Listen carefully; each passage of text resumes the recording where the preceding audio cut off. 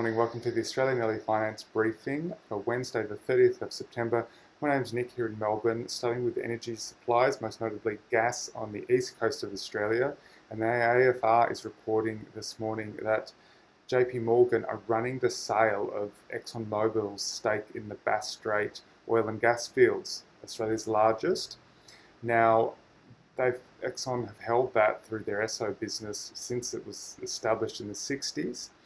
They own it, 50-50 with BHP, but Exxon's going to get out of it completely. JP Morgan's running the sale, and it's going to have indicative bids closing on the 15th of October, so only a few weeks from now. And then from there, certain bidders will be given the opportunity to look through the second stage data room and meet with management and that sort of thing. And they're looking globally for potential buyers. Obviously, one favourite would potentially be Santos. They already there's a small newer project in the Bass Strait, of which Santos has a third with BHP and so the other holders. There's also some other new projects coming online in the Bass Strait, but largely it is a depleted field. However, JP Morgan's are trying to flog it for about $3 billion, which is a lot more than what BHP have as their book value for their 50% stake. They value their stake at $1.8 billion US. Now, these sort of prices do sort of potentially be rounded up due to growth potential, they're saying. So they're saying there's various opportunities to enhance production and extend the field life beyond 2035, including 23 undeveloped opportunities, as well as the extensive infrastructure in place, which would allow for low cost and high return developments. However, if there are such low cost, high return developments, why are they selling out is interesting.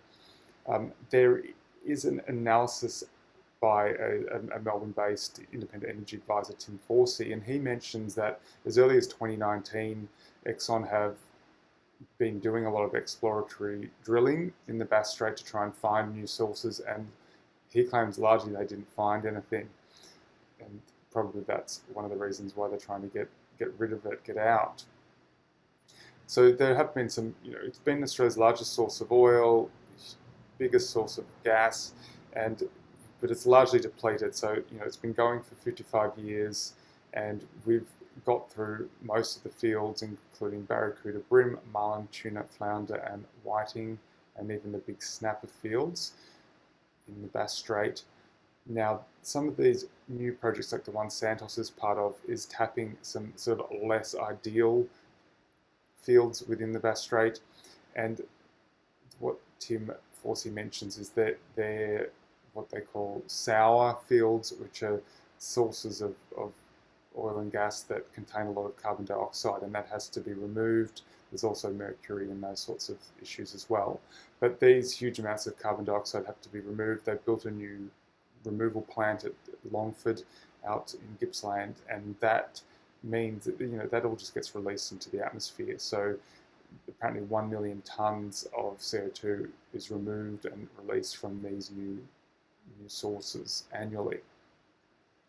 So interesting there. It would be good to see who really does want to buy it, and whether there is actually growth and the future potential in this largely exhausted oil field.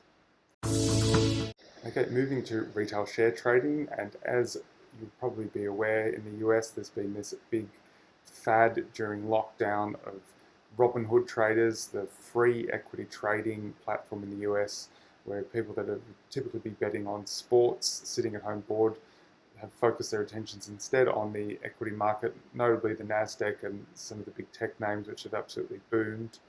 Now, there's a copycat here in Australia. We have mentioned this recently, called Superhero, and the AFR is reporting that it's actually got 10,000 customers sign up this month. So it only launched on the 7th of September, and it's already at 10,000 with one new sign up every 20 seconds.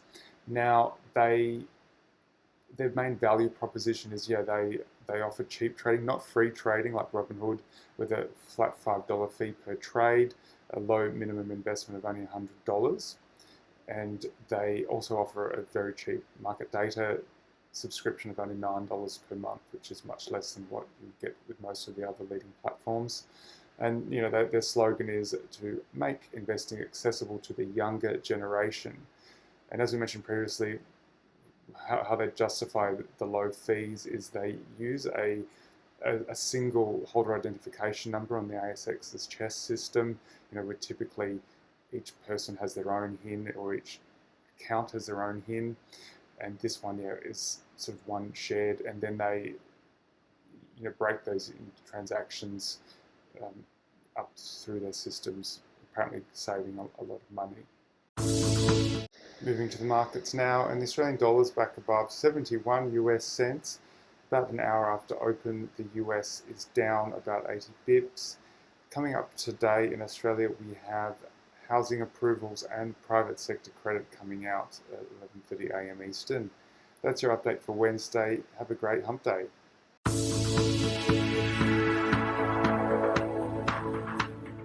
This podcast is for investment professionals only and should not be relied upon by private investors.